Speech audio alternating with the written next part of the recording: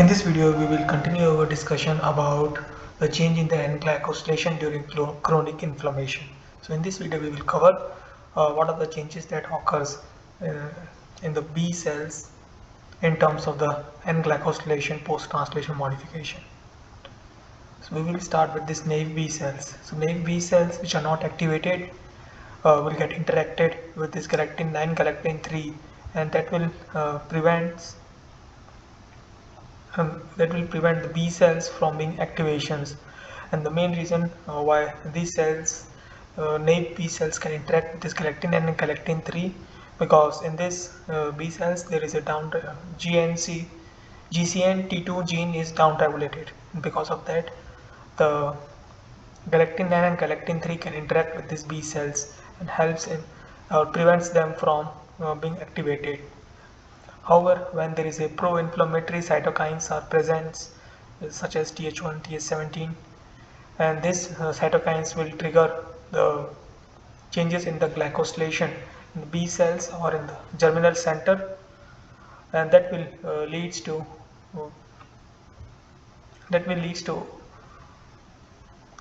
inhibit the galectin 3 or galectin 9 to interact with this germinal to interact with the germinal B cells.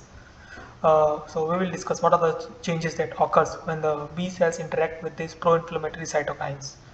Some of the major changes are shown here in the red color in terms of the N-glycosylation or asparagine-linked glycosylation, such as this B4 GALT1 and ST6 GALT1 along with this FUT8 will be down-regulated, and this MGAT3 will be up-regulated. And because of that, this kind of structures formations uh, this kind of change in the structure form and glycosylation formation occurs that can be seen here, such as the sialic acids get reduced. At the same time, the branch is not uniform, and along with that the GCN2 is upregulated, and because of that what will happen, it will lead to this I branch formation. At the same time, this branching of at the same time branching of this N-glycosylation sites will be increased compared to the case where GCN2 is down regulated, and this modified branched glycan structures will prevent the galectin 3 or galectin 9 to interact with the B cells, and thereby the deactivations of the B cells will not be occurred because of the galectin 3 and galectin 9. Along with that, what will happen is that in the lysosomes, this SIAE is down regulated, and because of that the sialic acids acylated sialic acids will not be deacylated in the lysosomes, and this will prevent the immunomodulation of these B cell receptors. So what does it means in simple terms or in general terms is that the B cell receptors will get hyperactivated, and the controlling factors that is usually done by the deacetylated sialic acids will not be there, as can be seen here.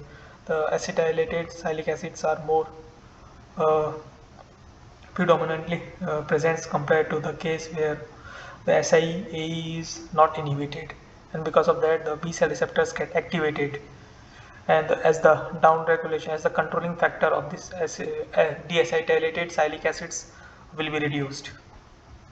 And the other things that will happen is that the plasma cells that are released by these B cells contains different kind of antibodies, and these antibodies will also have a different kind of glycan structures.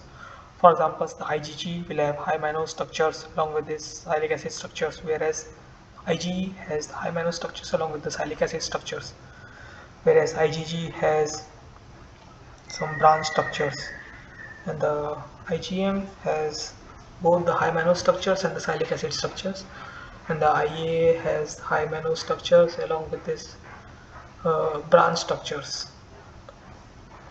So these different antibodies will not only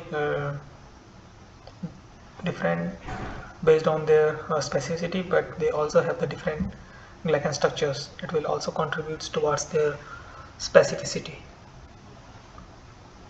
These are some of the changes that occurs in the B cells when they interact with these pro-inflammatory cytokines. And if you need to understand more about this altered N-Glycosylation in B cells during chronic inflammations, you can go through the reference that has been provided in the description.